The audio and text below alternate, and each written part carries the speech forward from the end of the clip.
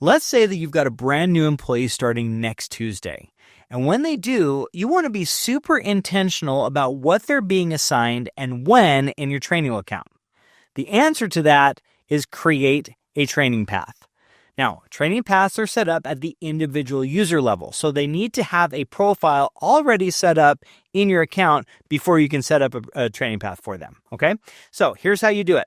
First of all, you got to get to that user's profile. Easiest way to do that, go to the top of the page, type their name in that search, and you'll be able to pull them right up just like this, okay? That'll take you to their profile, and on that page, you will see Training Path. I'm going to go ahead and click on Get Started. Now, the first thing you'll notice about this page is that there's already a bunch of content here. Like, how did that get here? Well, the answer is in the labels on the right-hand side. Any content that you've assigned to the Everyone group will show up here. And any content you've assigned to the groups that you've assigned to this user is also going to show up here.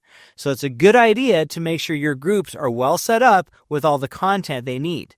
That will already set up the training path for you. And now we can start adjusting this. Now, first of all, can we add any other subjects to this? Easy. Top right, I'm going to hit the plus sign right here. And let's say Jen here is going to be taking care of the company Wookiee, all right? So I'm going to type in Wookiee in here, and there's my subject, how to take care of your Wookiee. And I'm going to go ahead and add it. That'll add it to my training path. There it is right there.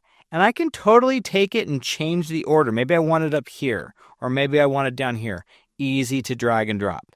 Now I've got all the content that I want Jen to experience in her training path. But here's the deal. When she comes in and starts next Tuesday, I don't want her to see all of this all on her page, on her to-do list right there. That would be sort of overwhelming and kind of mean, right? Let's break this up into smaller pieces for her. So this first group, let's say the first 4 subjects here, I want her to do those first, and that's all I want her to see. So what I'm going to do is I'm going to create a split right here. All right, I just created a set of content. Now I can name that set. So I'm going to click on Add Title. I'm going to call this Welcome to the Company. Okay.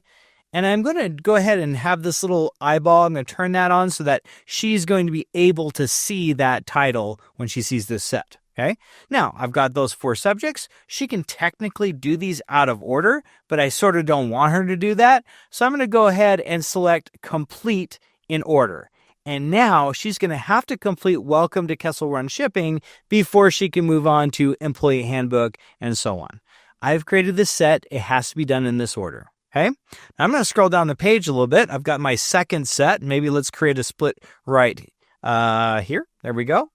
And that'll be the next set. And I could give that a title. I could make that complete in order.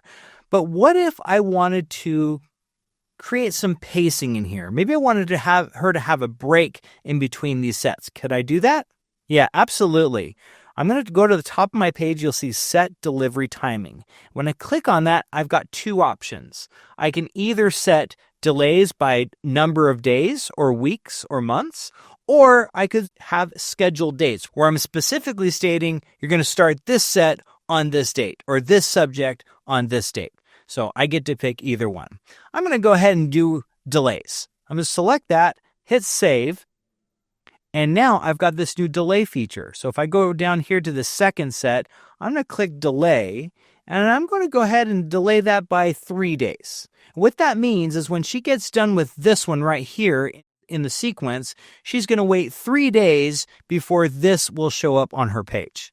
And now I can continue to set up the rest of this training path. Now, at any point in time, if you want to see what this training path is going to look like for Jen, for that team member, go to the top of the page, hit preview, and you'll get a nice preview of what this is going to look like on their homepage. So I can see this is the first one I'm going to have assigned to me. The next ones I can see as part of that set. I can't work on them. There's a little padlock, and I won't see the rest of it until I'm done with this set. Pretty cool, yeah? All right. So I'm going to go ahead and exit that preview. Okay. I can undo changes. I can finally apply these changes when I'm ready to go. Let's go ahead and do that and see this in all of its glory. I'll click Apply Changes. I'm going to go back to her profile. And now I can see the training path progress. And if I click on See Overview, I'll be able to see everything that is part of that training path. And as she begins working on it, her little face right there is going to start moving down the line. I'll be able to see the progress that she's made on her training path.